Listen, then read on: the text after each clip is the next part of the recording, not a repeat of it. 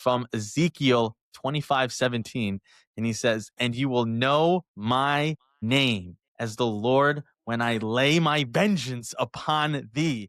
And I was thinking that Inter got their vengeance against Bologna, who knocked him out of the Supercopa. And they were like, hey, this is the big boys. This is why we are top of the table. They look very scary.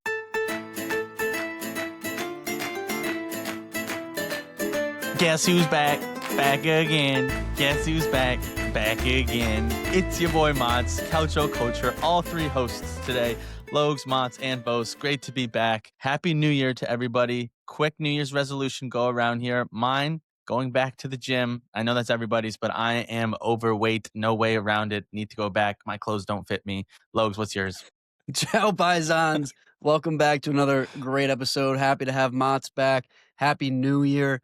Yes, my New Year's resolution is similar to Mott's. I do need to lose some LBs. The holidays were way too good to me, and I hope they were good to you guys as well. Vos, how we doing? Yeah, I'm in that same boat too. My BMI was not good.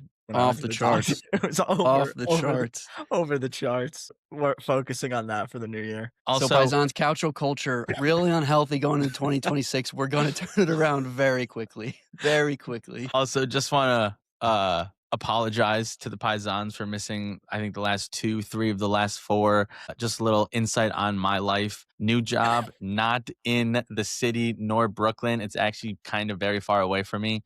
It's like an hour 30 train ride, remote, but first month was like in office, learning people, getting to know the job. So had to be away from the apartment for quite some time. But hopefully we're back fully remote and won't be missing that many more episodes. So just a little insight on my life there. New job. Thank you, Mont. Congrats on the new job. Congrats on the new gig. In bigger and thanks for bigger. The breakdown that everybody was begging for. Well, I know I'm sure people were like, "Where's Mott's? Where's Mott's?" Yeah. They have been wondering. The Paisans have been asking, not asking enough on the socials, but we'll get to that. But Paisans, as always, covering this week, match week 18, a lot of good results, but it is officially transfer season. My favorite. We got a little transfer window update for you as well, but we've got a lot of great stuff to cover today. So, lads, why don't we just jump right in, shall we? Should we tell them to like, comment, subscribe first? I think we should. We have been lacking. I will, like I said last week, I think it was a little bit of the holiday season woes.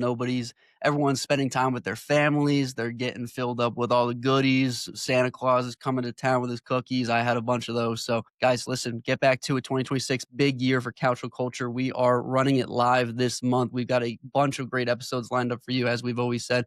A couple of guests coming on in the next couple of weeks, so stay tuned for that. But you know where to follow us. You know where to find us. You know where to comment at Calcio Culture FC on X, on YouTube, on TikTok, on Instagram, and obviously on all your favorite streaming sites, Apple Pods and Spotify. Netflix Pods, we're not sure where that's at. It's coming soon. I gotta look into that. I don't know how it is, but let's get into it.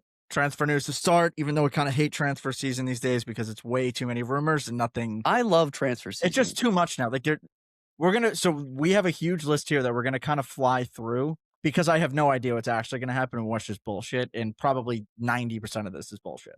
Right? I mean, isn't that what happens every year? Yeah, but that's what keeps it interesting. It's like Football Manager Live. You love to hear all the hypotheticals. You don't even play Football around. Manager, bro. Yeah. This is the only time that I love to talk about hypotheticals. So with that, let's talk about some solidified transfer news. Oh, let me go first. Let me go first. Why? Because it's your boy? Yeah, Tati Castellanos got sold from Lazio to West Ham for 30 mil in what might go down as one of the worst transfers ever for Lazio. Doesn't make any sense. Hate it. Well, the fact that this is their first transfer in over 12 months, and this is the first thing they do is get rid of one of their top players, I'm not sure what's going on. I mean, their top player, for sure. I would say the most important player on their team. Yeah. Aside from Ravella? Ravella hasn't been playing, so it's Castellanos. And I would say Castellanos is maybe more important than Ravella. He's so important to this team. Every time he doesn't play, they suck. When he does play, they still kind of suck, but he plays good. Hate it. Don't understand it. Don't think this is the right way to start a window. Other than punting on the air. I guess they're punting. I also don't think Noslin is the solution. He's their striker right now, so kind of a lot there. Yeah, definitely interesting moves out of one side of Rome.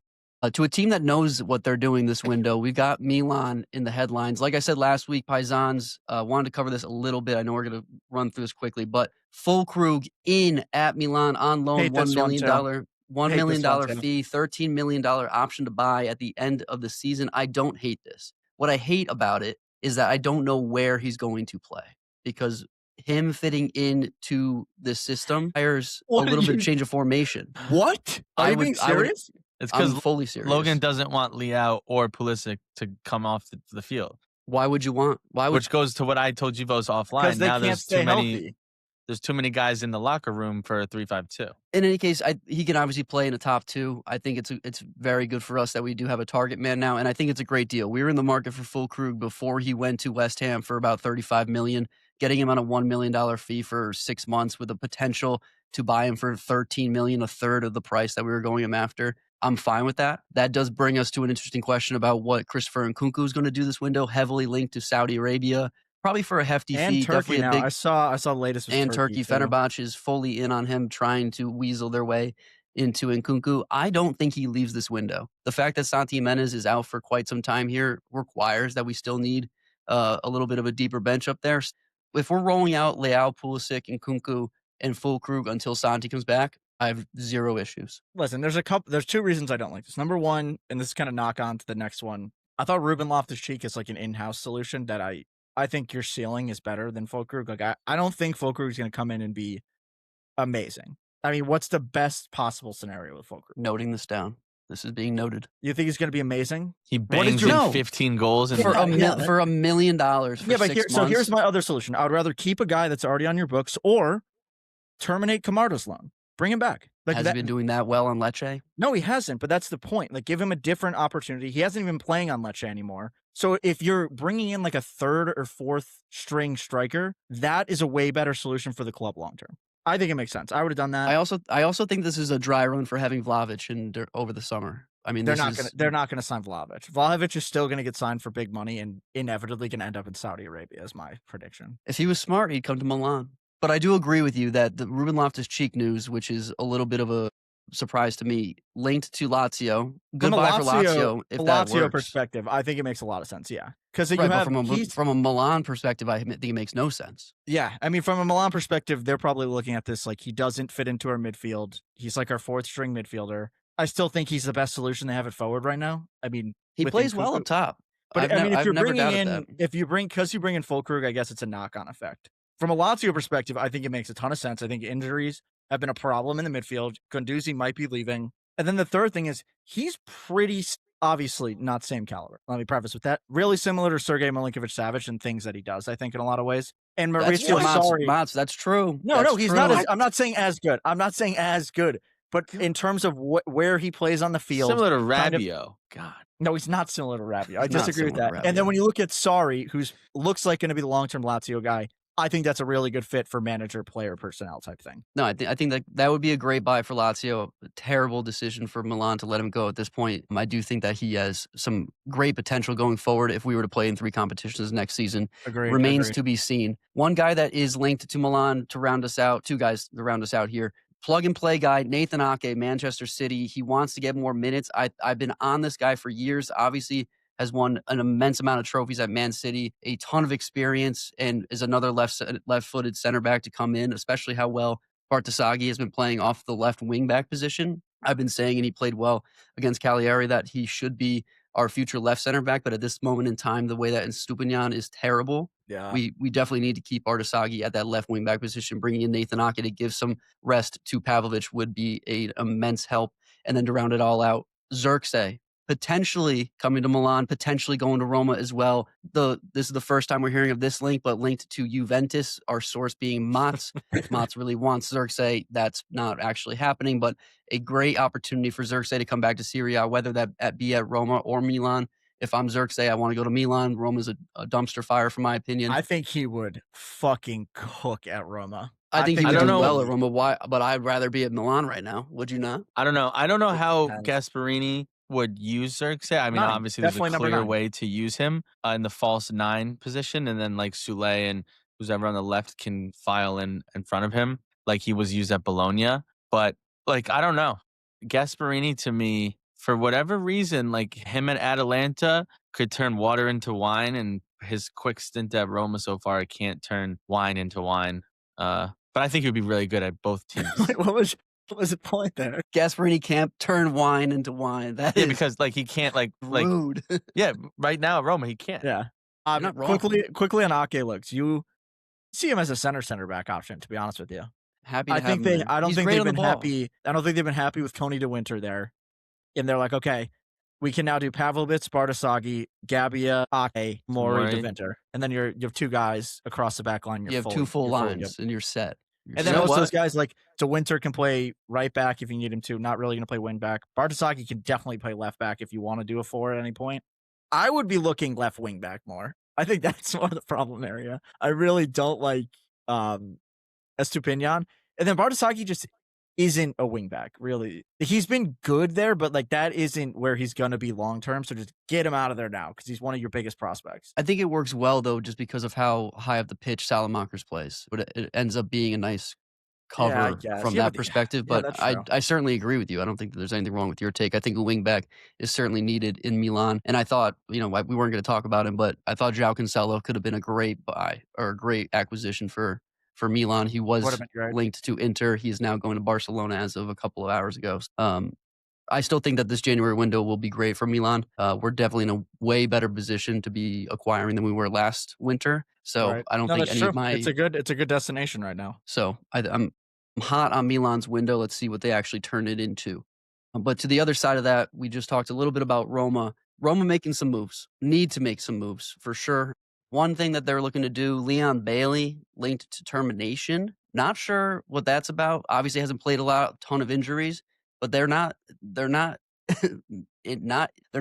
in need of him. If he's healthy, they can use him. Yeah, I agree with that one. That one makes no sense to me. I would keep him. I think when he's played, he's been really good. So I don't know why they would do that. I mean, I guess they don't want to pay his wages, maybe, would be like about it if they're paying his wages. I actually don't know if they are. That's a fair point. So that one's weird. But then they want to pay wages to this guy? Yeah. The other one, they're now linked to Mo Salah. I don't know what the structure of this deal would be. Would it be a loan? Would it be a buy? I don't like it personally because you already struggle with Dybala and Sule, and Salah also plays that position, the right-sided winger. So it's like, it would be really cool, yes, if it happened, but it logically makes zero sense, especially when Sule has been the best player on your team this year. Roma refuse to scout anyone on the left wing. They hate it. They hate it. They're going to roll out 11 or 10 right wingers and a goalie. And they're going to love it. They're going to love it. A couple other ones. We'll pick up the pace here a little bit. Sorry, Lokes. I know you're getting antsy. I can see it in your eyeballs. Going to Atalanta. Samardzic it looks like he's going to be leaving. I mean, I'm still a fan of his. Lokes, I know, is a fan of his. Mats has been a fan of his. Just not really working at Atalanta. You can't really find a position in the team when he does play. I don't think he's been great. He's linked to Lazio. Kind of what I've seen is if they don't get Ruben Loftus-Cheek, they'll go the Samardzic route. I don't really think that's a like for like, but that's another issue. I think it's a good signing. And then I think he was linked. There was another club. Was it Milan, maybe? We don't need another midfielder. So Juve, I saw him linked to Juve for like a quick second. Lazio's the big one for sure. Yeah, and Juve just like throw their hat in the ring for anybody that like anybody from a Serie A team wants. They're just like, we're going to go for him. Which I wouldn't hate if they go after Nathan Ake. I'm just going to throw that out. Get away. Go away. Other one at Atalanta, Anas Anor. We mentioned this last week. Still linked for big clubs. Real Madrid, Chelsea, notably for big money. We're talking 60 million plus, which I think is fair. I mean, good center backs these days, that's what you're going to pay to get them. The other one, kind of surprise link that came out of left field, Chiesa to Juve. Mats, you want to comment on that one? I mean, that's just classic Juventus selling a guy and then wanting him a couple years from now. I obviously love Chiesa. I was very sad to see him go. The thing is now is that we just got Zagrova. We have Chico Conceição. We have Yildiz. So Chiesa could play on both sides, but it's not necessarily the top need right now. So I don't know really. At all? Yeah. So like, listen, would it help us? Yes. Is it a necessity? No. Would I be happy? Yes. Does it make sense? No. Does it make sense for Juve? Yes. So yeah. I mean, so you're for it? I mean, obviously I'm for Chiesa, but like it just doesn't make any sense. I think this is one where I'd be like, Roma, get him and play him at left wing. Liverpool are like eager to get him out of there. I mean, I just don't know why you wouldn't do that. I think it makes a ton of sense, but I mean, well, I don't know how Roma's in talks with Liverpool about Salah and not having any talks about Chiesa at the same time. You know what my fear is? It dawned on me today. I am really scared they're going to swap Pizzilli for Salah or Chiesa. Disastrous. That would be really bad. But keeping it rolling, other ones that Roma are linked to, Raspadori, and God. I absolutely hate it. I don't think he's your number 9 solution. I don't think it's your left wing solution. And then even worse, I've seen reports that it's a swap Dybala for Raspadori, which I also do not like. So a lot of question marks there after a lot of good business from Roma over the last 2 years. So I don't know if panic buttons are being hit or what, or Gasparini's making these decisions now. A little bit alarming. Nothing's happened yet,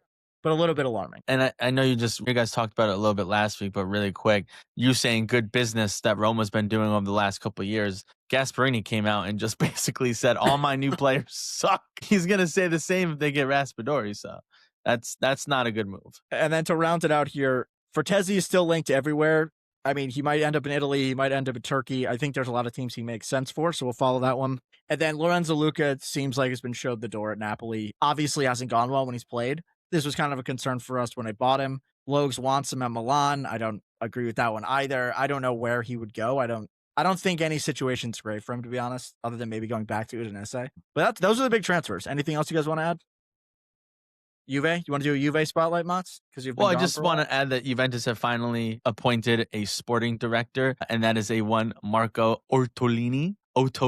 Sorry for the mispronunciation there. Previous Genoa sporting director, notable buys that he purchased and then sold from Genoa are Retegui, Dragusin, De Winter, Albert Gudmundsson, Joseph Martinez, and Honest Honor. So can find some diamonds in the rough and then sell them for a profit, which is great because Juventus obviously don't have a lot of money right now. And so that's the kind of situation that Serie A has to be in, is find diamond in the roughs and then be able to make them better. I mean, funny enough, I saw them linked to Dragusin as well, which I actually think would be pretty good. Well, we sold Drag. He was another one of our guys. I'm aware. There's another guy that me and Logs are talking about this off. We'll get there. I'll talk about the Sassuolo center back. Yeah, we've had them all. We've had them all. All right. Those are the transfer highlights. Bringing it on. Match week 18 we're on? We're talking match week 18? Match week 18 just concluded. Match week 18, big game we're talking about. Roma, Atalanta. This game was in Bergamo. 1-0 win for Atalanta. Goal from Scalvini. And then Scamacca had a very weird goal called off. He was offsides, and then the Roma defender played it. I thought he was. I don't understand how he was offsides. I don't know how they call that offsides. I don't, because if you think about it, just really quickly while we're on it, if that was a shot on goal and the goalie saves it and he's offsides. No, he's onside. No, because when the shot is taken, if you're offsides and then you score, you're still offsides. If you are onside when the goalie deflects it, no, you were wrong. Then I need to take it up with my referee. No, because my problem is that he was offsides when the ball was played. The defender then tried to make a play on the ball. When he made the play on the ball, he was onside at that point. So that's the discrepancy that I don't get. My understanding is if you make a play on the ball, like you're now onside. So I don't know about that one. But regardless, on that goal, abysmal Roma defending. They had numbers in the box. Wrench either didn't yell at Hermoso. They basically had 3 guys marking nobody and Wrench marking 2 people. I don't know. There was just lack of communication because they don't speak the same language or what it was. Very bad, very alarming. And then overall, I just thought this was Atalanta, for the most part, worked Roma. I don't remember Roma having any real good chances, apart from Ederson trying to gift them a goal in the first 5 minutes. And then Atalanta getting it done and getting another clean sheet, which I think is a big turnaround. I think we see Palladino, what he can do now. And kind of my big question before we get into like team specifics, bigger win for Atalanta or bigger loss for Roma? I have 100%. I think we're going to be on the same page. This is 1,000% a bigger loss for Roma. The way that Atalanta has been playing, the way that they played in this game, aside from the Ederson giveaway in the beginning, was a lot more the same that we talked about last week and just happened to go their way this time. And I think that they, aside from the goal that got called off, I think Atalanta could have had more goals. Yeah, for sure. But the fact that Roma continues to find ways to drop points, to fall down this table, this is looking very, very bad for Roma. And the one thing that I will say on top of what I've been saying all season is, you guys anchored yourselves on this Roma team being good because their defense was the best in the league going back to last season. They are now equal, less. They've given up the same amount of goals as Como, and Como let up 4 goals to Inter in 1 game. So their goal differential is pretty bad. They don't score goals. I mean, their defense is not. They still have the least goals conceded in the league with Como. Yeah, with Como. It's wild that Como has the least amount of goals conceded. So in any case, the fact that they can't score goals, their goal differential is 8. I agree. That's more the issue. They can't score goals. So on top of their defense lacking now, not scoring goals, there's no bright spot to look at for this Roma team. No chemistry either. I would like my thing with Roma this game, and I'll answer your question in a second, Bose, is there was just no response. There was no energy, like no like let's go try to win the game. No, really, like you said, they had that one big chance off of a corner kick that like really wasn't that big of a chance. But like just like show me something. And I think that goes into Gasparini, what I just mentioned, Gasparini calling out his players and like not having a unified locker room potentially, and not having like guys that really want to fight for him because he's calling them out, right? That could be a thing. That's just like from afar, my opinion from afar looking in. I think that's In my legit, and opinion, then just like piggyback off of that point, Gasparini has very much been like playing the blame game all season. Like it's Dovic's fault, it's Ferguson's fault. Nothing has been like introspective and being like, okay, we need to change things, and we haven't really seen a lot of changes generally. So I think that's legit. I mean, is he the leader? Does somebody else need to be the leader? yeah. It's a big question. And I mean, that always goes back to what the knock on Gasparini has always been, is the man manager that he's like not. And now to go back to your question, and I just really quick, before I answer the question again, I didn't interject when you guys were talking about the Skamaka goal. That there was no way that was called back for offsides. Yes. No, he wasn't Yes, offsides. he was. No, I think it was Technically. called When the back for the initial- no, ball. For He the was ball being offsides out when of the ball bounds. when the ball went. They were making the initial attack. When they played the across ball into midfield. Zeppa Costa, he I was see what you're offsides. saying. Yeah. Okay, I see what you're saying. Not when the ball was crossed. No. No. It was Okay, way. all It right, was that's on me. super early on Okay, in the play, That's on me. All right. which all is right, that's on wild me. that they went that far back to review that, but they obviously Yeah. did. Okay. It All right. gets pulled back. Got it. Thank you for clearing that up. Now, to answer the question, bigger win for Atalanta or worse loss for Roma? I think bigger win for Atalanta. I Okay. think they're starting to build momentum.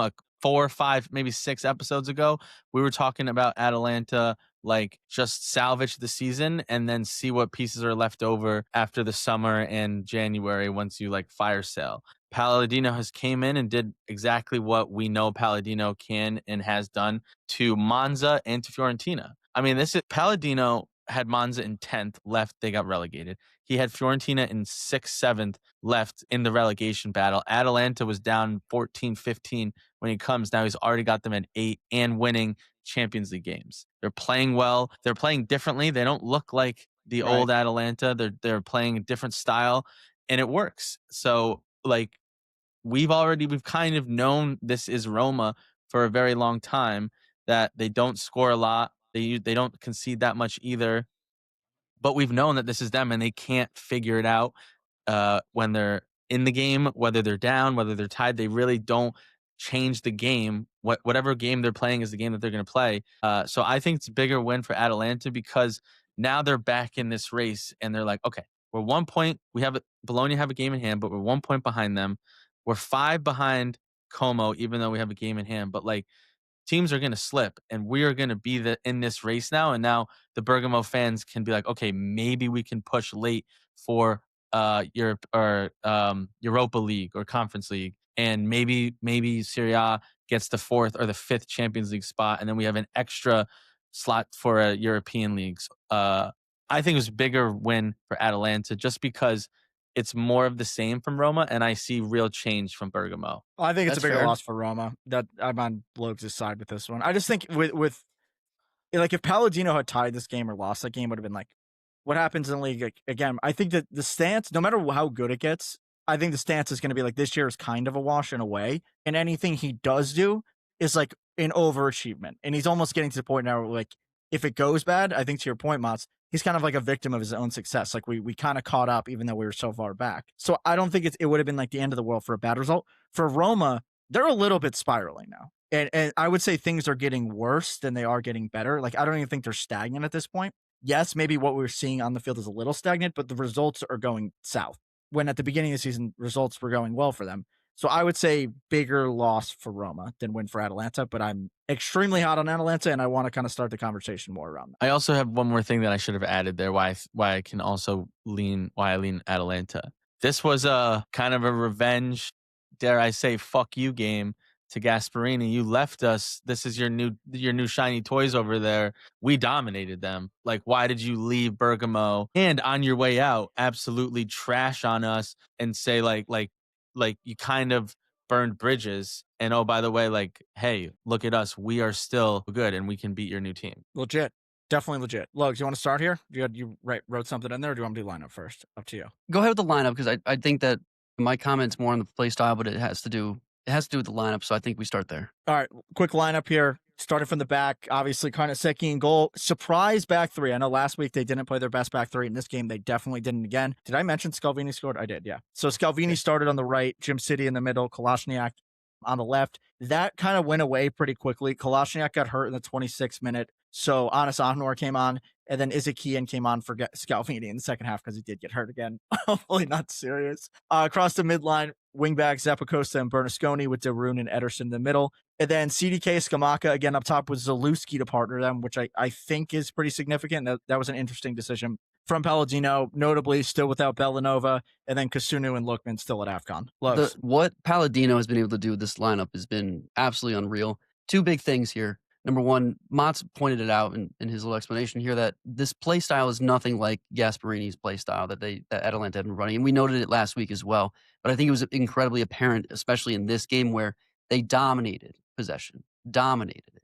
And there are two things that I think really played. They got outpossessed. When I watched this game, maybe I peered away for a couple of seconds and Roma had the entire possession for that. But from what I was watching was a very patient Atalanta. Yes, I agree. Where normally Atalanta is go, go, go, attack, counterattack, get the ball up the pitch. This was a very patient Atalanta. And I say that for two reasons. Number one, having Zielinski up top was super helpful in that he wasn't playing in that wide position that we're used to seeing. He tucked in a lot of the time. And that really helped solidify the center of the pitch and let CDK and Skamaka really run the front line there. So having an extra midfielder in there with Zielinski was super helpful. The other part that I really want to point out here is another evolutionary aspect that we talked about with somebody else last week with Pasalic. And now they have another player here in Ederson who has refined his game a ton this season. And I say that from this one because if you were to watch when they're in possession, you saw a very patient Ederson, a very composed Ederson, something that you would have recognized out of a low-lying six, a pacemaker, a Modric or a Labaka. And Ederson was doing it from the front lines, being patient, resetting when they needed to, kind of releasing that pressure throughout, which I think has certainly helped this Atalanta team, this younger Atalanta team, giving them a little bit of a reprieve. So I really liked seeing Ederson, who we've known to be a very high energy, energetic, box-to-box kind of guy all over the pitch, really be able to hold possession, hold the ball, reset, which I thought was just impeccable. I had not seen that out of Ederson. So the way that Palladino is able to use the players in a very different way than we've seen over the last couple of seasons is incredibly promising. Ederson is a staple of this team, and I think should be a staple of the league. For some reason, he isn't there yet. I don't really understand it. I think he's been one of the best midfielders in the league for several years right now, and he is 100%, maybe not 100%. Is he the most important player on this team? I think that's a legitimate shout. He's the most consistent. I think he's the best player on the team. Yeah, he's the most consistent at a high level. So yes, it's the Rovella task when he's healthy. Rovella's floor is incredibly high, and he's consistent when he plays for Lazio. Ederson's floor is incredibly high and always plays consistently well for this Atalanta team. Way better than Rovella, dude. Can't have them in the same conversation. I think you certainly can have them in the same conversation. I don't think they're the same player type. I think Ederson is maybe a million times better than Rovella at this point. I don't think they can. I don't hate the shout. I like the shout. There's similar play styles of play, except Ederson covers more ground, obviously. I do think Ederson's better, but I don't think Rovella's that far off. But in terms of Palladino's style of play, like, we knew this. Like, he is much more pragmatic, defensive shape than Gasparini. I said it when they made the change, like Bergamo fans might have to have a quick adjustment to the way that he plays versus Gasparini, because Gasparini was 4 or 5 goals a game. He's very much not that. But you don't need to be adjusted if you're delivering W's, and that's what he's doing. So I'm sure they don't care that they're not winning 3-4-0 like they might have used to, or putting up those goals, because they're winning points. They're getting back in the race, and so they'll take whatever they can get right now. But yeah, I mean, this is why we were in shock on why Palladino got fired from Fiorentina. This is why when he was in the race for Juventus, versus Spalletti, I kind of leaned Palladino because of he just brings results everywhere he goes. Yeah, and I mean, think on the style of play. Like, since the weird Verona loss in Serie, 2-1 beat Cagliari, 1-0 loss, 1-0 win, and then they got Bologna on the weekend. So, I mean, and then at the same time, I would say they probably should have scored more goals in this game. And you go back to the Inter game, they also should have scored more goals in that game. And it kind of, that's what Atalanta was even under Gasperini. Like sometimes they just wouldn't score goals. I think the difference is kind of like the defense, and like that's fully Palladino. I think the other weird thing is we haven't really seen the best lineup of this team. Like Palladino hasn't had Lookman at his disposal. Scalvini just came back, so we haven't seen the best back three. Bellanova has been back. And like if Ahanor does not leave, their best back three is Scalvini, Kian, Ahanor. Which, I mean, what are you, top five? That's like a top 5 back three in the league, I would say.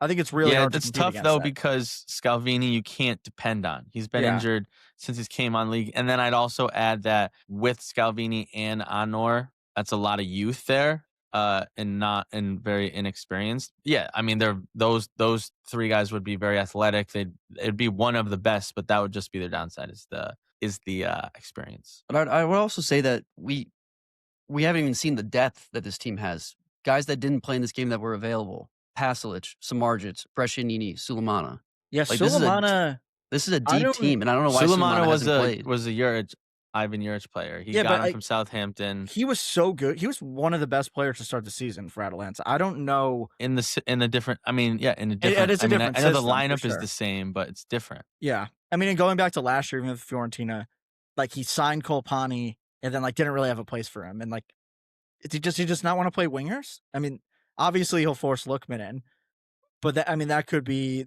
a legitimate, like all the wingers are losers in the system. I mean, going Zielinski before any of those guys, even Danny Maldini, who came off the bench, like is kind of crazy. Danny Maldini's terrible, so I'm fine with that. The other thing I just want to say really quick, he's been giving Yunus Musa minutes. I don't think he's been good when he's been playing, but he has been playing him a good amount, which is interesting. Just something to watch as US-based people. I don't think for our US-based people, I honestly think that the best solution for Musa is if Milan bring him back and have him as the backup right wing back for Salamakers. This guy needs minutes before next summer. I like that shout a lot, actually. I think that makes a lot of sense.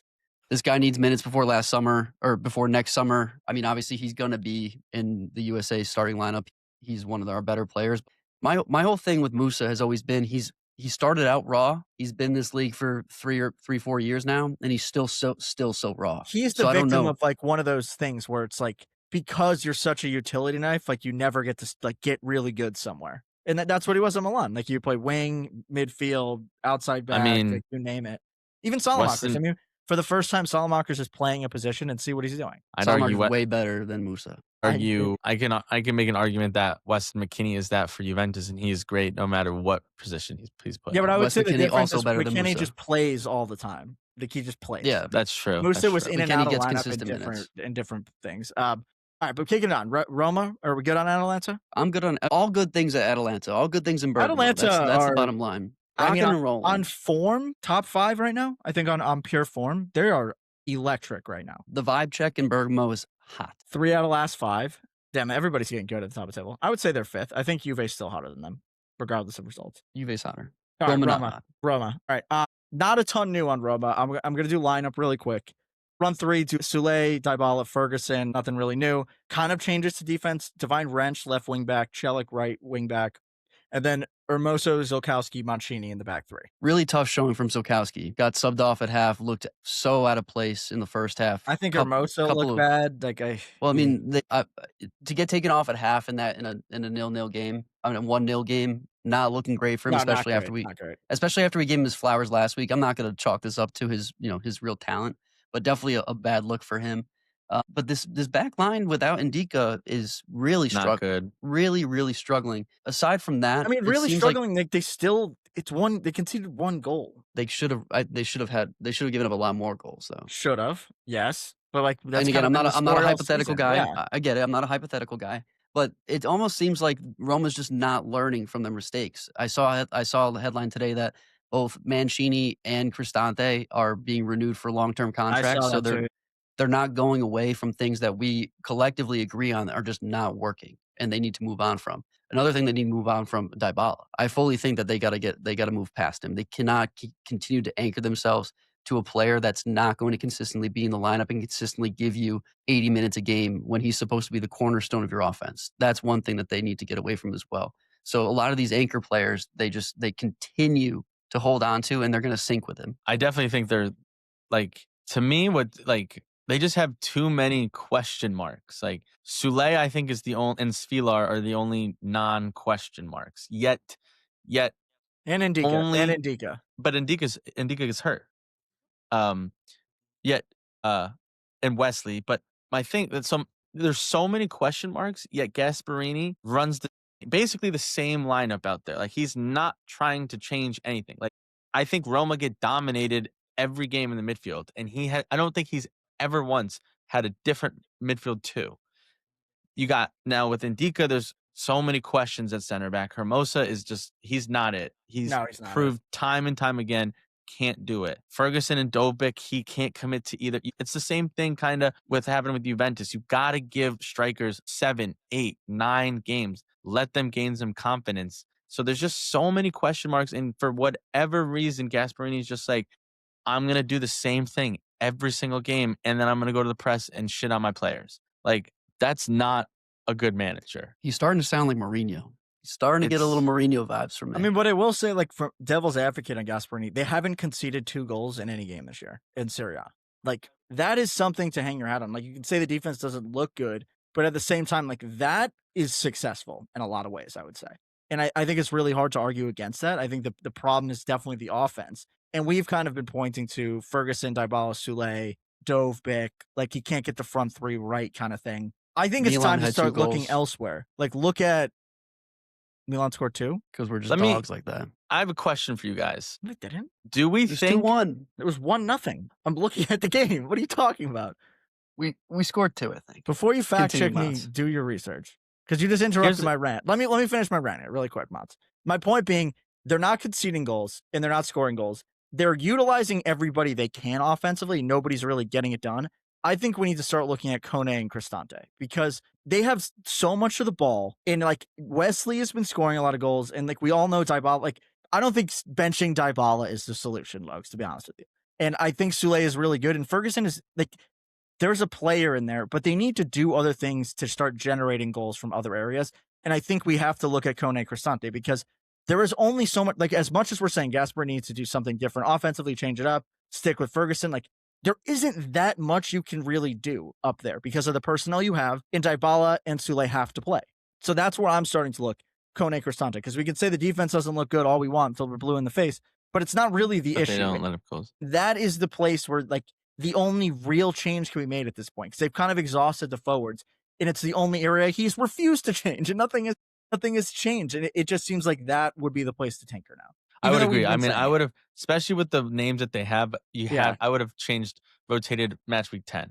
But here's my question. One player has been sneakily injured for a very long time and who was very good last year. Yes. And we know that Gasparini's system allows wingbacks to thrive. I think Celik has been good under Gasparini. Wesley has been fantastic. They've really missed that left wing back that Angelino is. Do we think he is going to unlock this Roma team when he comes back and is fully fit? Or do we think it's going to be more of the same? I think it is going to help a lot because the way the team is structured, when you think about it, Kone and Cristante, I would say, are like more defensively stanced midfielders. And then Celik, Wrench, whoever else you throw out there outside of Wesley are also, I would say, defensively stanced. Angelino and Wesley are both extremely attack-minded players. So you're basically adding another attacking player on the field and taking off a defensive player when he comes back. In my mind, he's also good defensively. Like, I'm not saying he's not, but he adds so much more going forward than any of the other players they can use. And maybe that's what Gasparini's thinking. Like, we're sticking to this because our long-term plan is still that.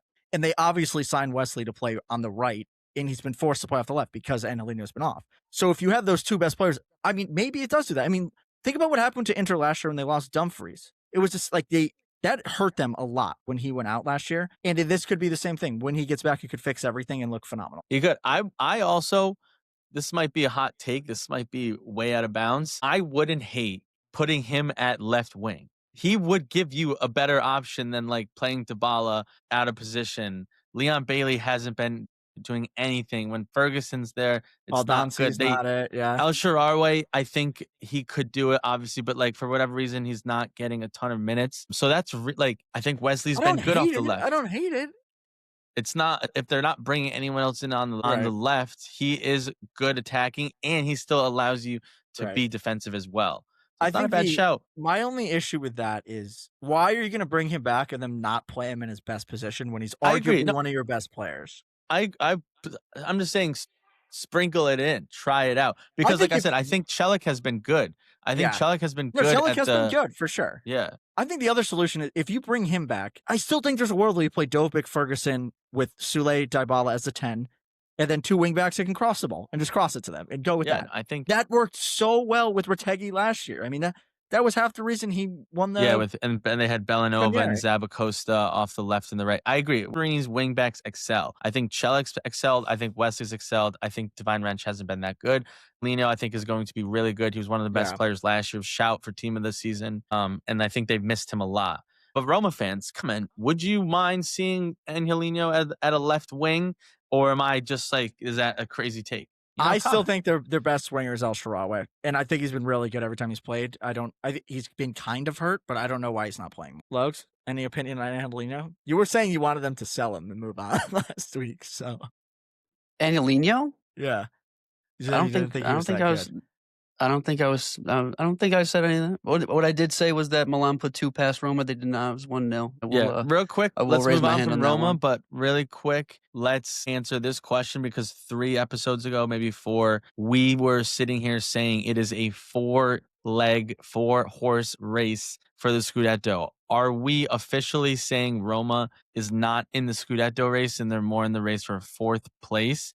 Or do Roma still have a chance of winning the Scudetto? It's still a 4-horse race, and Roma's not in it. Roma's not a horse. And the biggest reason there is they're 11-0-7. They have no draws. They simply can't win the close games. They can't get points out of the close games. In this league, you need to get every point that you can. And they're simply not doing that. They're not getting it done. I'm not ready to call them out of the race yet, because all it takes for them is one guy to get going. They need one guy outside of Sule to get going and start scoring goals, and they're right there in it. Like, most of these games turn into wins, and they are they have the best defense in the league. Like, that alone should tell us that they need to be in the conversation. Statistically, they have the best defense in the league. That wins the Scudetto 9 times out of 10, and we cannot ignore that, right? Yeah, but they're not by far the best defense in the league. They're tied with Como. Milan have allowed 1 goal more. Napoli have allowed 1 goal more. So it's like they're very much in the hunt. Now, I think this could change, but I think right now, this time of the league, I think it is a 3-horse race, and I think Roma and Juventus are in a race for 4th place. I think that's logical. Very humble Mats today. Very humble. Until we get to the Juve section. All right, well, moving on. Other big game we want to talk on really quick. Bologna at Inter. This game was 3-1. Goals from Zielinski, Lautaro Martínez, Marcus Thuram, and Castro. I think there was actually some goals called off in this one, but I'm spacing out on which ones. But nonetheless, this was a demolition. Inter at home, once again, kind of the thing that they do where they just pump you at home. And they pumped Bologna at home. I mean, this is Inter. I mean, Inter is kind of rocking. 5 wins in a row. They've kind of fucked some people. They fucked Como. They fucked Bologna. They squeaked out a close one at Atalanta. That was a big deal, I think, the way we were talking on it last week, Logs. It's going well for Inter right now. In the last 5 games, really 5 in a row, 2 goals conceded, 12 scored, most goals scored in the league, best goal differential in the league. Yeah, this goal differential is looking like when they just absolutely pulled away from the rest of the league a couple years back. But I will say they also got Bologna at the right time. This Bologna team is just all out of sorts. So correct. I want to discount that a little bit. But five in a row is just, I mean, it's absolutely amazing. 10 goal difference in the last 5 games. Unbelievable. They've got every line just working in their favor. And they've got so many players behind that to reinforce, even when the other competitions pick back up. I was very impressed by Inter this game. They looked like I want to say I saw a lot of Inzaghi here. They were fluid. One of their goals, I think it was the second goal, first Lautaro Martinez goal, was an incredible flick by Thuram. I mean, they were playing. That was a Zielinski goal. Yeah, Zielinski goal. And then I was going to even say you got Zielinski playing well, and I know you talked about that last episode. But Hakan is Hakan, and then you got Thuram. I mean, these guys are firing. And what I'll say is this: last time Inter won the Scudetto, Lautaro Martinez was the capocannoniere. I think I pronounced that wrong. He is having some of that old form again. He's got 10 goals. And you just see the difference. When you have a goal scorer that scores goals, you win games and you are the top of the table. And Lautaro Martínez is banging in goals like he did that Scudetto winning year. And I just want to say another thing here. I mean, Inter absolutely rained fire on Bologna. It was an absolute demolition. I was watching this game and I thought of a quote, and it makes absolutely no sense, but they just like Bologna had no answer for them. Inter was just attack, attack, attack, attack. And I thought of the quote from Pulp Fiction when Samuel L. Jackson, right before he like they shoot at him and he like has that divine intervention, but it's from Ezekiel 25:17, and he says, "And you will know my name as the Lord when I lay my vengeance upon thee." And I was thinking that Inter got their vengeance against Bologna, who knocked him out of the Supercopa, and they were like, "Hey, this is the big boys. This is why we are top of the table. They look very scary." I mean, playing Inter at the San Siro is 100% the worst task for any team in the league, I think. Other than Milan, apparently. Other than Milan. Well, that's yeah, but because they share. I think one of the things that we're seeing now with this team that we didn't see last year is when more than one guy is playing really well on Inter, they just hit an insane level. Like last year was always one of the strikers playing well, one of the midfielders like hitting the level that we expect them. Thuram and Lautaro right now are fucking flying. Like they are unstoppable, and that can win them the Scudetto right off of that. And that doesn't even factor in Hakan, how he's playing. Yeah, and I mean, I think Barella is still okay. And I mean, I think Zielinski playing well now is going to be very important. I think he complements Hakan and Barella. I mean, on the goal, we saw it. Hakan and Barella are more like the long passing, crazy goal kind of thing. Zielinski's quick passing, dribble, turn in the middle of the field, cover some ground, and then just pop up with a good goal. I mean, his goal was not an easy. It was a left-footed shot from the top of the box that most midfielders in this league are not putting away. Peter Zielinski is a titan, a titan of Italy, and we are seeing that now. He is an absolute beast in this league. He's finally in his best position, and now we're seeing what he can do, and it's going to be a problem. I'll also add, I know you guys talked about it last episode, and I agreed, but and I know I mentioned it before that I saw a little bit of Inzaghi in terms of the fluidity, but where Kivu is making his mark and might even be slightly, I don't want to say better, but different, is he is okay to rotate. How many times last year, did we come on and say, why the fuck is Inzaghi running out the same goddamn 11 that doesn't work? No, that's he ran true. out the same 11, and you have Kivu over here. He is mixing it up, and I get it. This season, their depth is just better, right? Like Luis Enrique, you guys talked about, he's better. Pio Esposito better than Taremi. Boni better than Taremi.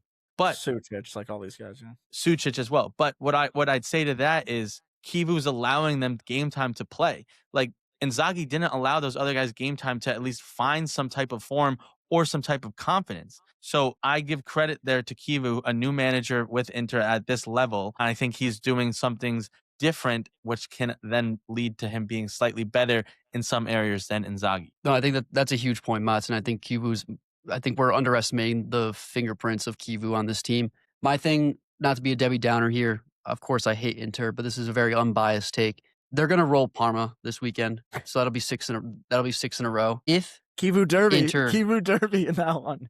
Kivu and the Derby, Derby. They're going to roll. If Inter are able to get through Napoli on Sunday, massive game on Sunday, like this is going to be a snowball. This is going to be a snowball that turns into an absolute avalanche. But this is also the point in time where we're so hot on Inter that they find a way to fuck it up. Yeah, that's so true. This entire season they've gotten it going, they've gotten rolling, they've gotten motivation. You know, we finally saw Barella on Zielinski's goal went fucking nuts. He went bananas. So, you know, they've got not only the play, they not only got the play down, but they've got the emotion down. They've got the fire there. But this is exactly when Inter decided to hang it up and drop points. So if I'm gonna say it now, if Inter win the next two decisively, it's in the bag. In the bag. Call it off. He's calling it off. He's calling in the bag. Give him the Scudetto now. That's an absurd take, but I'll tell you right now that Inter's going to Inter, and you want to know how I know that? Because you're winning 3-0, and you don't go and kill the game off. You let an 80th minute goal happen, and I know this game it doesn't matter because you're up 3-0. and you rained fire upon thee. And they You rained rained vengeance vengeance. upon thee, but still see the game out. Get the shutout. Inter last season every time 80th minute, and there are going to be games where they're not up 3-0, and that goal makes them drop points. And so I still do not fully believe in this team running away with the Scudetto because of that. And going back to last year, I mean, when you look back now, what lost them the Scudetto was a Philip Billing goal that they conceded at home late in the game.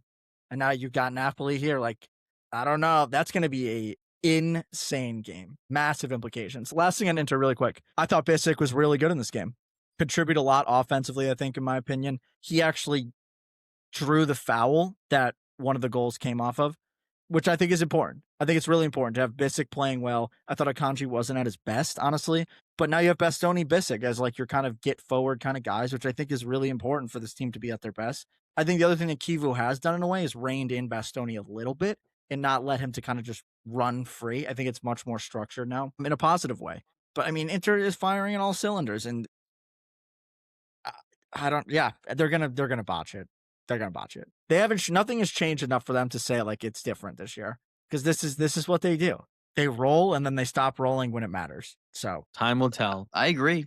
I think they're gonna botch it, but I'm telling you, they roll Napoli, they roll Parma. We ain't got a shot. We ain't got a shot. It's in the bag if they beat Napoli, according to Lux. All right, let's flip it to the other side of the field. Bologna, things not going well for Italiano. They haven't won a game since November 22nd in the league, which is pretty bad. Lukumi had another terrible giveaway. That's like 3 or 4 games in a row. Goal didn't come from it, but it probably should have. And I just think that they've gotten away from what Italiano did well with teams, which is even when you lose, you still control games really well. And you kind of play things on your terms. And this one, they got outpossessed by Inter by a long shot, which I think Bologna, that's not really a Bologna thing to even do. Like, they never really get played off the park like that.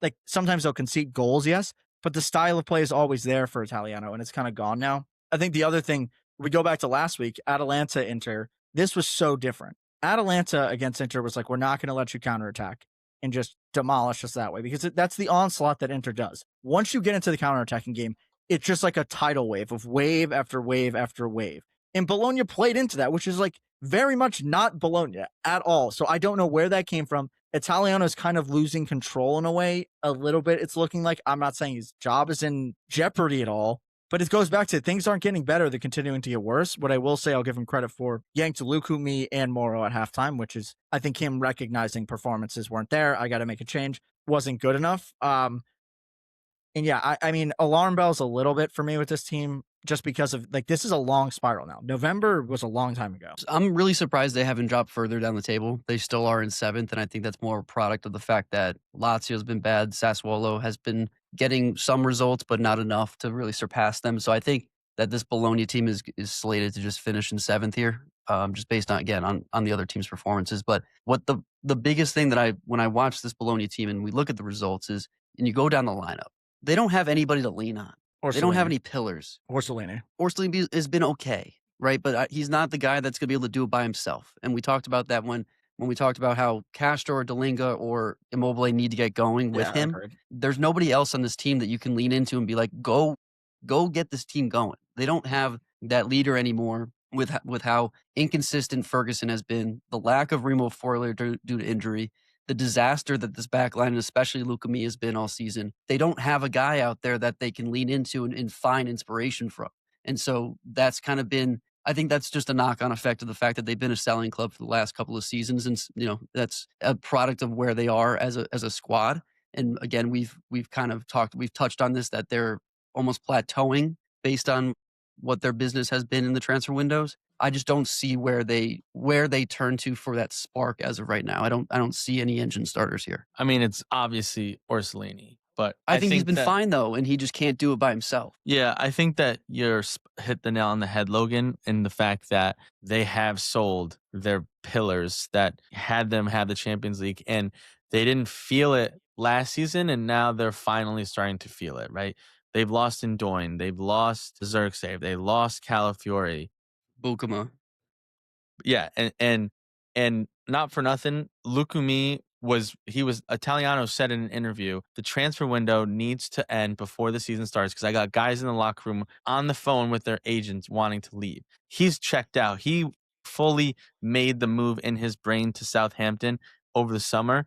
And because they didn't allow that, he's not locked in. And you're seeing that. He has been awful this season. I think he's been awful in the last month. I think he started very well. I mean, Bologna had the best defense in the league for a while. No, he had some bad games to start. I don't think he's been good at all. And I think you're finally starting to see the lack of quality ramifications of selling those players and then not necessarily finding the talent to replace them and the diamonds in the roughs like you did find. And then the last thing I'll say is I couldn't agree more with you, Vos, in terms of I just don't.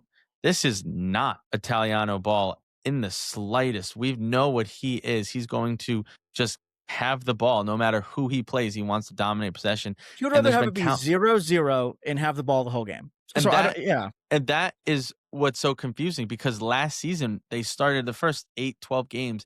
It was 1-1, 0-0. They were just getting draws, and then it clicked. And because they were getting draws, they were there.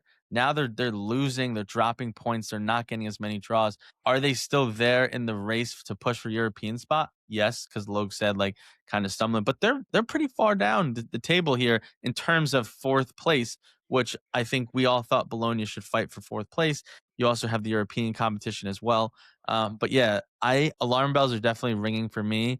And they got to figure something out quick. I think they're at the point where it's like all their reinvestment has been young guys that we can develop and then usher on. And they brought in like Immobile and Bernardeschi, and that kind of went, I think, too far the other way, where it's like, oh, we need veterans. But you not only need veterans, you need guys that are in their prime right now to sustain this. And I think that Cambiaghi is very good. I think Fabian's very good. I think Jonathan Rowe is very good. But all of those guys have their issues. And I think Rowe was pretty bad in this game, although he just never passes the ball is basically his problem and has tunnel vision. But there's a lot of guys like that. And they need to kind of we need to go spend $35 million on a lock 11 attacker if we want to be able to compete right now, because this doesn't work. Atalanta got away from that even. Atalanta they did do that for a while and still develop guys and sell them on, but they have splashed the cash on big names. And they're not 60, 70 million, but they're buying up 30 million good players from the league. They didn't need to go get Samardzic. It hasn't worked out, but they went and did it. And at the time we were like, fuck, that's a big signing for them. They kind of stole Bellanova from everybody. I think even getting Scamacca back, taking CDK from Milan, that is what I would assume they are aspiring to be like Atalanta. And you're at the point you've sold enough guys where you have the money to do it. You won the Coppa Italia. You have European competition money now. This is how you stop this from happening and get to that next level. I couldn't agree more. And to add another player that Atalanta saw, not splashing the cash, but Anis Anor. They saw him. They said, 20 million, we want him. Now it's $60 million price tag for him. But yeah, and I remember saying it in the preseason, why on earth Bologna were so good at finding a guy that nobody knew, young, hungry, ready to prove himself. And then they went and they got Immobile, who Lazio legend, and they were like, we're moving on from him. And Bernardeschi, who was in the MLS. Could not agree more. That's a very good point. Logs, you got anything? No, I just continue to look Are you stupid. back to being a Bologna hater now? I just continue to look. I don't even hate them because they're not even in the same echelon as Milan anymore. But I just continue to look stupid. Quick I question. Gave them their fucking anything on Italiano? Any alarm bells? Anything like that? I have alarm bells for sure. For sure. You think that this could get bad enough where he gets shown the door or no? The door would be tough, but I feel like Italiano has done enough. I agree. To make it through the season. I think he will definitely be at the helm at the beginning of next season, barring a complete breakdown in a bottom half of the table finish here. But it's definitely a scary, scary window over the summer, and they need to get that front office. Yeah, that is true. I agree with that too, and I'll just say this, and then we'll move on. Italiano was the king of 7th place. Yes, he finished in I think 5th or did it 6th last year? They won the Coppa Italia. But at Fiorentina, it was 7th place every single year. And they're in 7th place right now. So that is what Italiano knows. Quick fact check. It was 9th last year. Milan finished in 8th. They finished in 6th his last year at Fiorentina. Yeah, but they totally took their foot off the gas when they won the Coppa Italia, and they knew we're already in European competition. It doesn't matter what happens. And they still are in European competition right now. They're doing pretty well. So He does have that to hang his hat on. Serie A or nothing. All That's right, the only thing that matters. One other team we want to spend more time on because Mats is back is Juve. At the weekend, they hosted Lecce. Didn't really go well. It went well. It went well. Not the great. result didn't go Result well. didn't go. The play on the field was good besides one moment. Goal scorers in this one were Banda for Lecce off of Cambiasso, just awful Cambiasso pass that we've gotten used to at this point. That leads to a goal, and then Wes McKinney scored. I think that doesn't tell the full story of the game. I thought it was a pretty good Juve performance. Definitely should have scored more goals, but I'm just Jonathan David missed a penalty. Jonathan David missed a Panenka. Not the time. It wasn't even a Panenka. He was caught Not the between two time. minds. He tried to do Panenka, and then at the last second, he was like, wait, I'm going to hit it. And then because he hit it too hard, what's the goalie's name? Falcone. His leg was there and just got it on the trail. But okay. And I'll talk about the penalty because we're talking about it. Having Jonathan David take that penalty. You're tied 1-1 at Lecce. I forget what minute it is. I think it's like the 60th or 70th minute when that happened. 66. Yildiz had the ball. He gave it to Jonathan David to take it. I think that's very similar to what Milan did with Nkunku. Which Get I him hated. off the mark. I hated when Milan did it too. You did say that. Get him off the mark because he's been struggling. Get that confidence up. Now his confidence obviously probably lower than it's ever been. But I think I understand the thought process. But in that situation, where we are in the table, who we're playing, 3 points matters more than getting Jonathan David's confidence up a little bit. You need Yildiz to take that, and he'll put that away. The way he was playing, he's making that every time. So I don't necessarily agree, but I see what their thoughts were.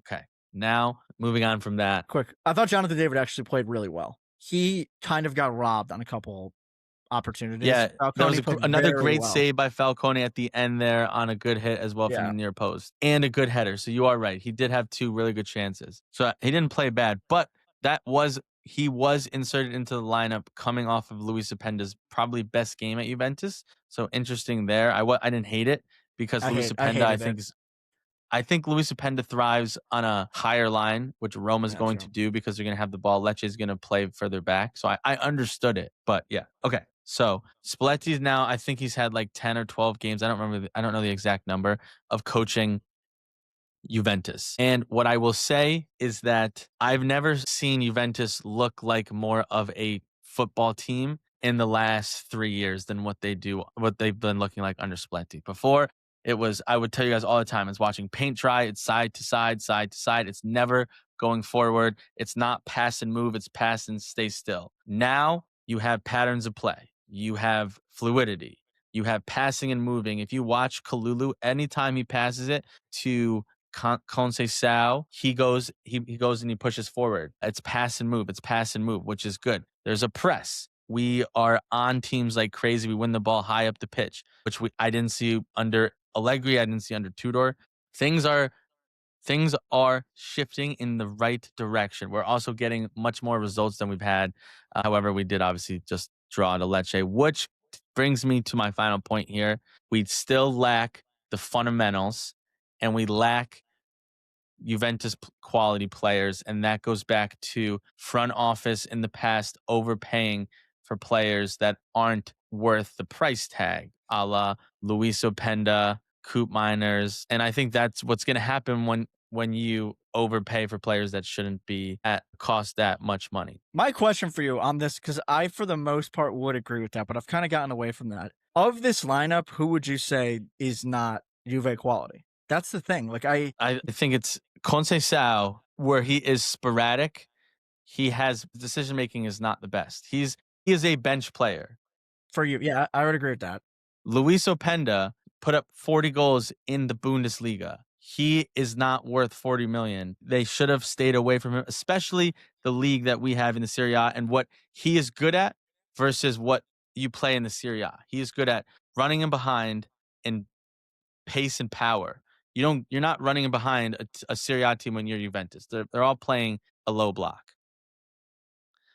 Filip Kostic, not Juventus level. All right, we're gonna go to talk about this. I think the issue is that the expectation in quality at Juve has gone down, and they've been okay getting players on a different level than they used to be. Period. They don't see themselves as Real Madrid, which is their own problem, and I think they should see themselves as that. Yeah, but the problem is that like just overall the league doesn't have the money anymore. Like back when it's true, Logan. I don't like why Dude, do we you got always we gotta get past it's a the fact. budget issues. We gotta get past It is a fact, Logan. the When you Premier League have monster. The problem here is that Juve got so far away from something that worked throughout the entire 2010s, which is use the academy, use homegrown players. Don't give up on them so early. Think about we talk about this every episode about players that have excelled throughout the league on different teams. They've gone they've tried to get ahead of themselves and splash on and splurge based on we didn't use the players academy. that have been okay for X amount of time. Now, I think Coop Miners is a horrible example here because we all agreed that he was a spectacular player for Atalanta and has just been dog shit since he's gotten here, which is a whole, we talked about that at length. But if you have leaned in to the academy, into the farm system that Juve know they can produce, I think we're in a very different spot here. Yes, I agree, but Juventus did not use the academy in the 2010-2019. They were buying people left and right. And the people that they were buying were the caliber of Real Madrid or Barcelona. The only academy player that Juventus had was Del Piero, who was at the end of his career, and Marchisio. That's it. We bought Vidal, we bought Pogba, Chiellini. or we got Pogba for a free. We bought Chiellini, we bought Bonucci, we bought Buffon, we bought Quadrado. I think the bigger problem is that when they have splashed the cash, it's wrong. Mostly been whiffs. Because when you look at Kalulu was still a great signing. Bremer was the example where it went well. Lloyd Kelly, I think, is actually good now. They kept Cambiaso. I think it's hard to say Locatelli isn't good enough. Like, I don't think that's a position where it's like I think that was a good signing when you look back at it. But then you look like further up the field is really where they whiffed. It's Jonathan David, Openda, Vlahovic, Coop Miners. And if you whiff up there, it kind of hurts you more than if you whiff at the back. Because defenders can help you win games. They're not going to go and win them for you kind of thing. And like some of the best teams just beat you with a shootout. I mean, Inter's defense has had a ton of questions for years, but they're still probably the best team in the league year in and year out. And it's not because they have the best defenders. It's because they have the best attack in the league. So when you whiff up there, that's your big issue. I agree. But what I'll say is Spalletti is starting to get the most out of players at the very least. Like, even though I said I don't think Conceição is a starter, because I don't, he's getting the most out of Conceição. Obviously, Yildiz is Yildiz. Weston McKennie he's good no matter what manager you have. I think Locatelli, we're starting to see him play better and be further up the pitch and in more dangerous spots. Which is a surprise for me, because Spalletti was the guy showing the door for Italy. Yeah, but you have to play on that because you weren't here last week. Do you think Locatelli? Coop Miners deserves another shot in this team in the midfield particularly, because I don't think he fits anywhere else. I heard you say that, and I'll tell you this: Spalletti subbed out Thuram in the 9th minute for Coop Miners to play that left center mid. It was actually like he listened to your take, and let me tell you something: Coop Miners played like a left center back when he was in at left center mid. Like, he was never near the box at all. And it's like, that's what he was so good at Atalanta, which I just physically don't understand it, because when you put him next to the box as a 10, he can't do that. It's too much. He's too wide. But then when you put him at left center back, obviously he's not the best defender. Then you put him at left center mid and he doesn't want to go near the box. I think so. It doesn't. Part of that could be that was the expectation of him under Mata and Tudor. It was very conservative, and going from like Gasperini, which is just run everywhere you want, no matter what, to then that, and now it's like, okay, now you're Spalletti and you're not really supposed to do that. You got to give him some time. Like, Thuram has been given an unlimited leash this season. He has. I don't think it's necessarily deserved. Yes, he was really good last year, but I don't think in any game apart from the Inter game he has had like a standout, stellar, you're a lock 11 guy this year. I agree. I'd argue the same with Locatelli. I think Locatelli, his passing range has very much improved. He's very much improved as a pacer and as like maybe not a low hanging regista, but like can pick out a pass, can play progressive. But I still don't think he should be a lock either. But the problem is there's nobody to rotate there. We have no one else to rotate there.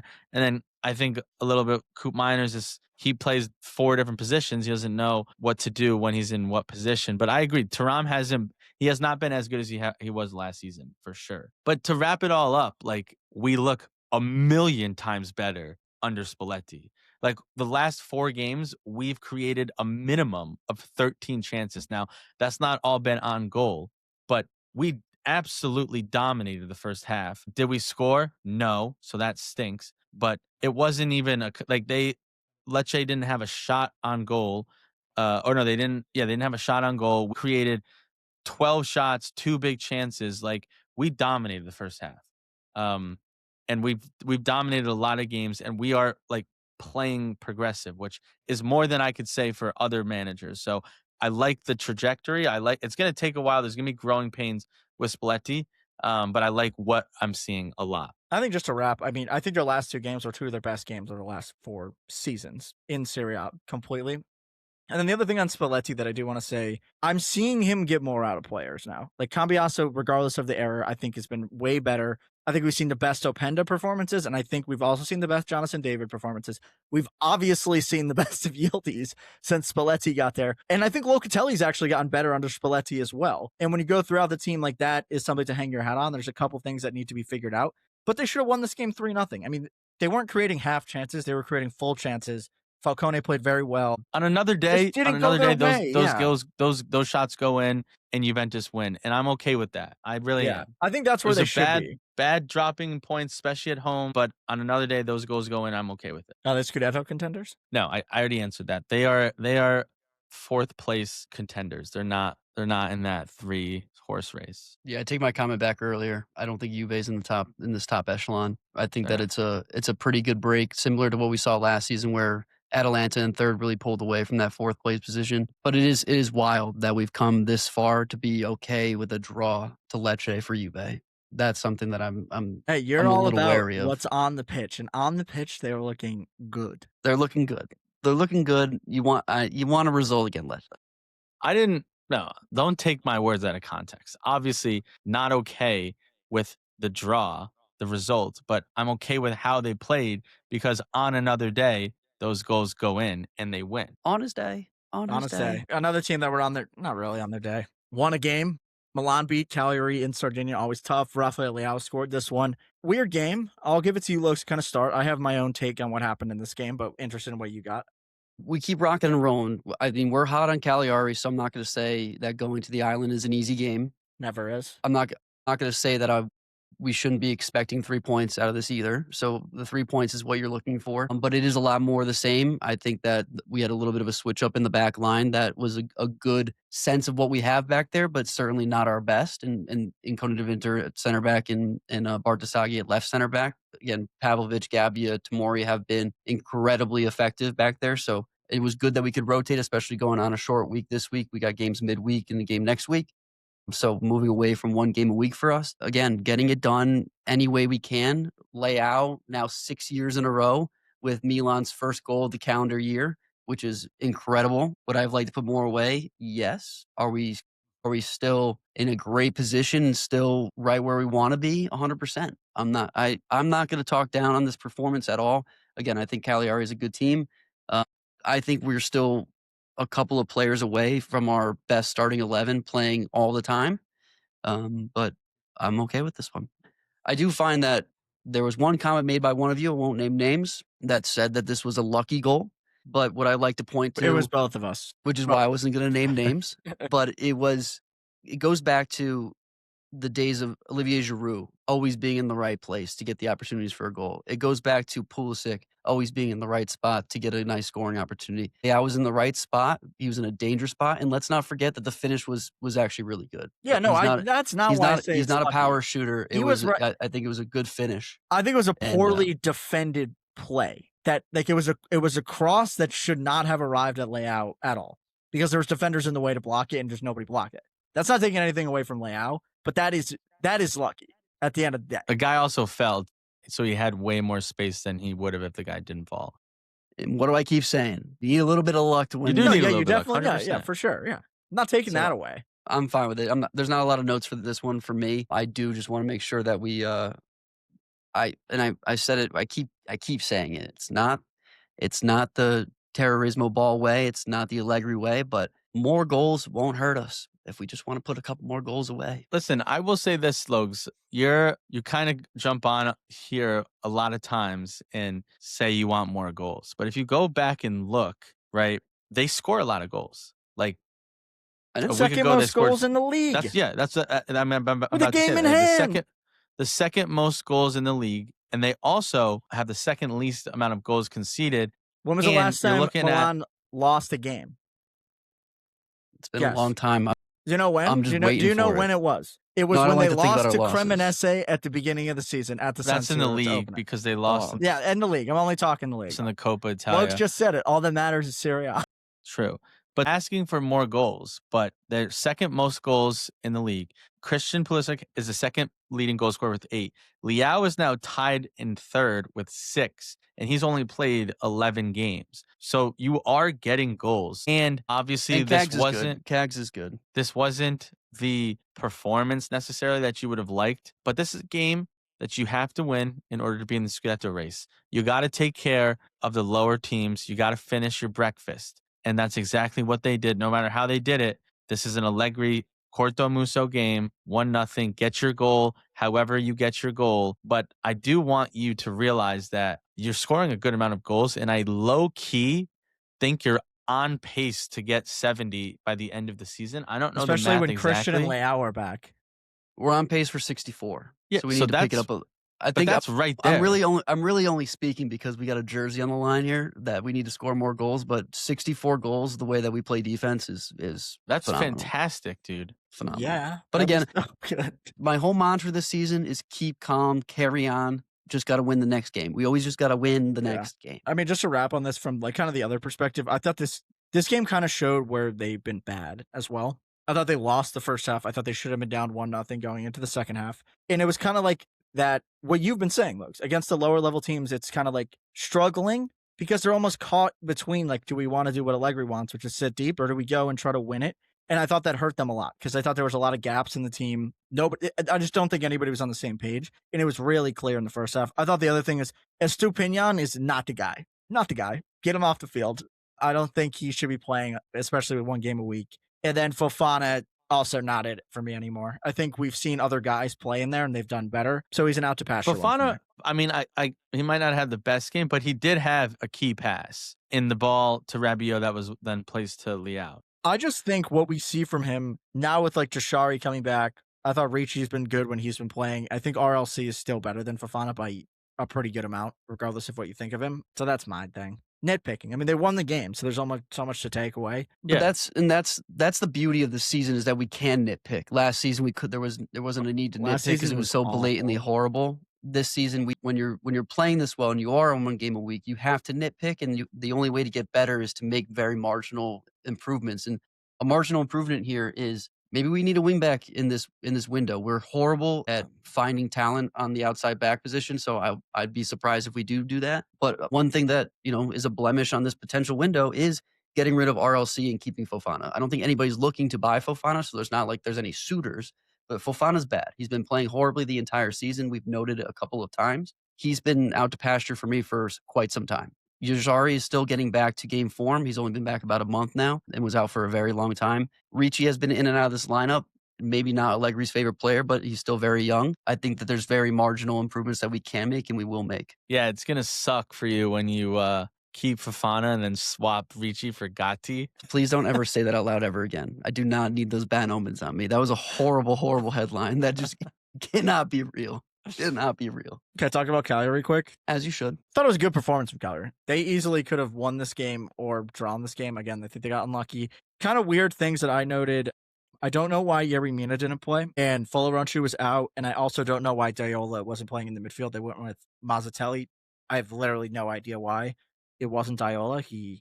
I have no idea. Makes no sense to me. The Mina one also makes no sense to me. So, I mean, two of their staple players weren't playing, and Folaranchu, I think, has been one of their best players of the year. So you caught them on the right day to get 3 points, I guess. We caught Cagliari on the right day. You did. I think you did. You barely won. Milan barely won.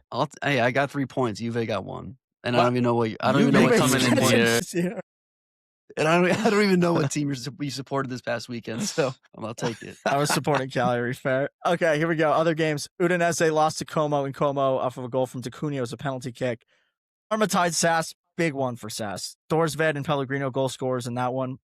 They're big for Parma. Big one for SAS. Parma. Yeah, big Parma, one for Parma. Pisa tied Genoa, goals from Colombo and Lloris. That's a big result from Pisa. I mean, That's it's not a big needle result. mover though. Like you're just like It's you're kind of what- stuck. Pisa get draws. That's what they do. That is what Pisa does. Napoli beat Pisa Lazio suck. 2-0. Goal scorers were Spinazzola and Rachmani, so shout out him. Couple of big things in this one. Still going with the 3-5-2. I like the wing back to wing back goal, Politano to Spinazzola, so I thought that was interesting. Also a goal from a set piece. And then the other thing that I finally noticed, this may have already been happening, Elmas is kind of playing the McTominay role from last year and getting really high forward, and McTominay is kind of playing like the Zombo role, with Zombo not being around right now from injury. So I just think that's interesting. He got 2 really good chances that were both headers that he botched both of them. McTominay probably scores both of them. And then last one here, some weird red cards. Noslin had a red card, Mitsoki had a red card, and Marusic had a red card. Really bad for Lazio because they're already depleted, and now you have a bunch of guys suspended. So that's quadruple, double, whatever you want to say. Really not good. I thought they were bad red cards. The straight red cards were stupid, but besides the point. No, Yeah, I it was- thought it the was- second it was a one, dumb- the first one was The Noslin Second one first was one was a double yeah, yellow. that was a second yellow, Yeah. yes. yeah. But the Marusic Mazzocchi thing was tough. Yeah. Good to see Conte get in there and What- get in the mix there. I will say. What I I'm think there's gonna one. Go Logs. Go. I just want to say there's one big storyline from here in that David Neres is out. He is hurt. I think he's only out for 7 to 10 days, but I think that does bring him past the Inter game. And so I don't know. We'll see what Højlund is able to do without his best friend on the pitch. What I'll say is, and listen, like I'm not a high on Lazio. I think obviously selling Totti is going to be their downfall. They have a lot of injuries. They're banged up. Napoli is very good. They won the Scudetto last year. They're in the race. This to me was an absolute embarrassment. They got played off the park. It was not a competition at all. There was no response. Not to mention they were home. And I get it. They're injured, but it was embarrassing. The defending on the first goal, Spinazzola, like there was no one within 10 yards of him. There was no response there whatsoever. The defending on the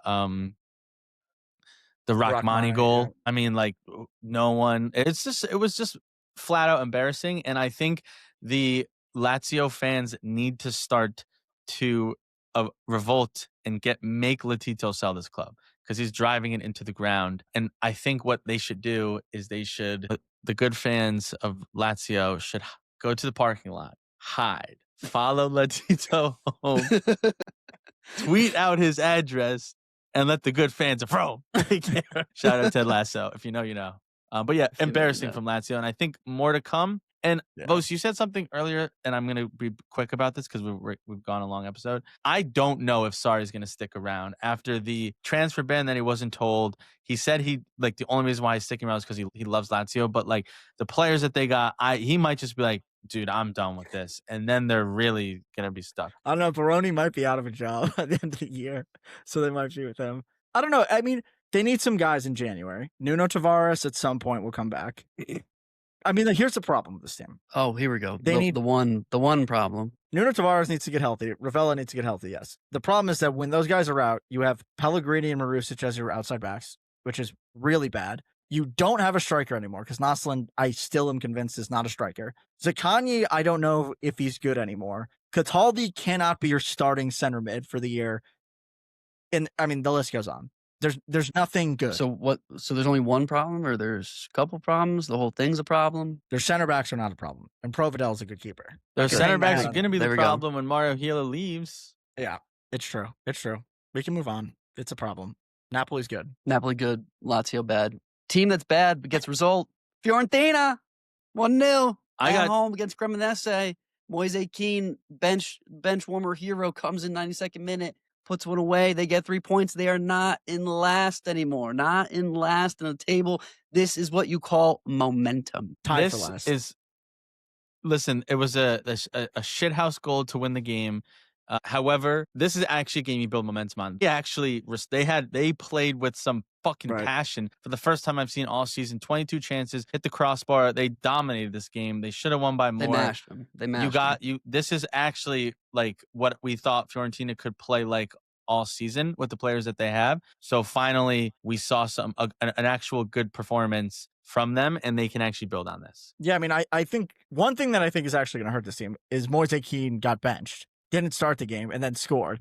And I thought Piccoli actually played really well as the point man number 9. So now Keane's probably going to come back in, and then who knows what that's going to look like. I think the other big takeaway from this game is there's finally players other than Mandragora playing well. Particularly, Gudmundsson is flying, Parisi's flying, Fajoli's getting better, Dodo's playing good, and then we saw Robin Gosens come off the bench for the first time in a really long time, and we know how important he is to this team. So, I mean, at this point, it's just, you got to get results, and you got to stay alive. That's all you're playing for. You're not playing for anything else. And they should have the guys to do it.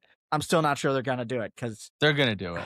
They're figuring it out. Who's got more momentum, Fiorentina or Roma right now? La Viola, little momentum. No. Creme de la creme, Cremonese. I mean, no they momentum. beat Cremonese and they beat a red-carded Udinese. Like, I'm not ready to say they're out of the woods here. Let's see them. They got Lazio next.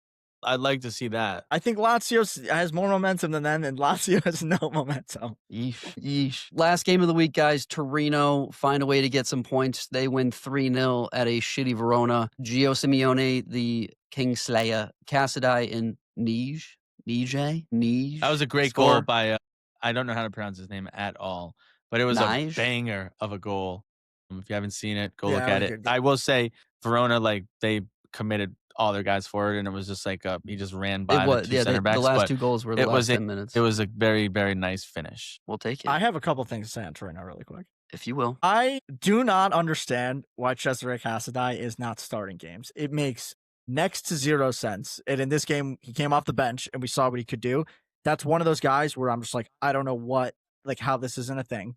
The other thing is now Asllani is going to go back to Inter because basically Baroni doesn't want to play him anymore. And I think he's been their best midfielder all season. So I don't know what that one is. I still have questions around, like, regardless of the result, I don't like a lot of things Baroni's doing. And I think it should, I think it should get fired still. Like, I don't like this. I don't like what's going on. Cesare Casadei is like one of the hottest prospects in the league. Not really playing. Doesn't make any sense. Get him out of there. This was also the Baroni derby. When he was at Chelsea, he was regarded as like the next big Italian midfielder. Like not everybody, but people wanted him, and now he doesn't play. I agree. It doesn't make any sense to me. And the Asllani thing doesn't make any sense to me either. I think he's their best midfielder outside of maybe. I think he's better than Casadei this year. So I hate everything. That's a take. But aside from that, we do move on. Student out of the week. Aside from Baroni playing student odds on the pitch, and Jonathan David missing a PK. Who's our student out of the week, folks? Forgot of that. Jonathan David maybe deserves this. I don't think it can be who you have just because he played a phenomenal game. Listen, student out of the week. I thought it was Jonathan David this week. Student out of the week has very much turned into like worst moment. A bad miss. Yeah, worst moment of the week. Get you student out of the week. Lautaro missed a very easy chance. So Lautaro Martínez is student out of the week. For missing, I disagree. Like, I think the best chance I know, but at the time it was an important miss too. I will say it was a bad miss. If you haven't seen it, go watch it. Like, I don't know how he missed. It was so bad. It's out of the week, Lautaro Martínez. Congratulations, I think Lautaro played well. He did play well, but he's still student out of the week. You can still be student out of the week and play well. That's what we've learned this week. In any case, Paisan's been a long episode, but we can't let you go without covering Copa de Luna.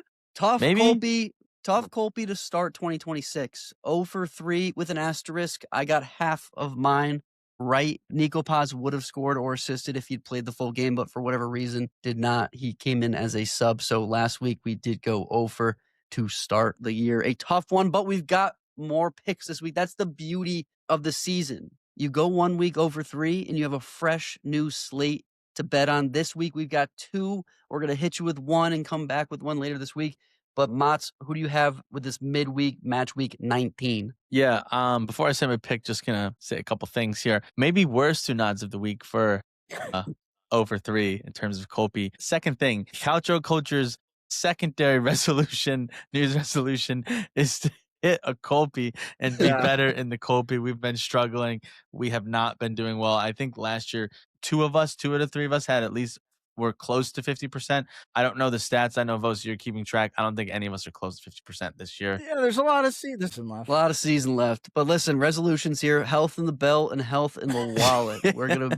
We're working on both. That's what you got.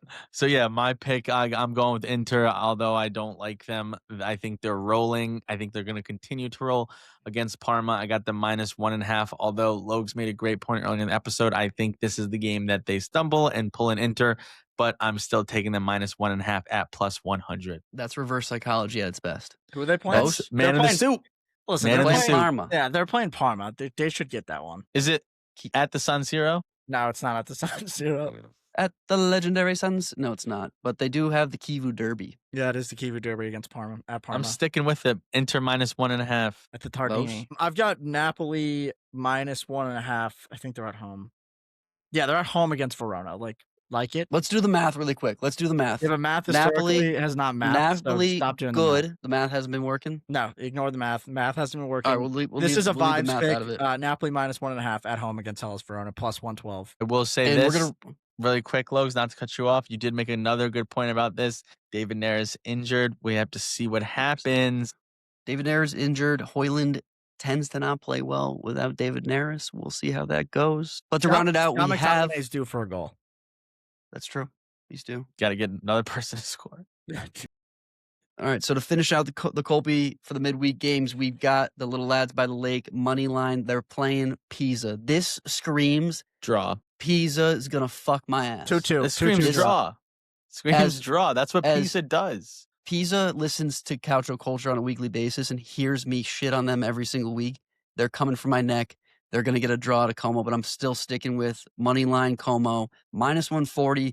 Paisans, that's the Colby. You know what to do. You bet all the legs. You bet the Colby. This week, you bet 100 bones on the Colby. You're walking away with 741. Again, we are no longer in funding your Christmas extravaganza. We are just trying to get back to even. It's been a long season for the Colby, but we never quit. There's always next match week. So, Paisans, thank you. That's a wrap. It's been a long episode, but we're happy to have Mats back. Some great insights from our Juve specialist. Paisans, you know what to do. Holidays are over.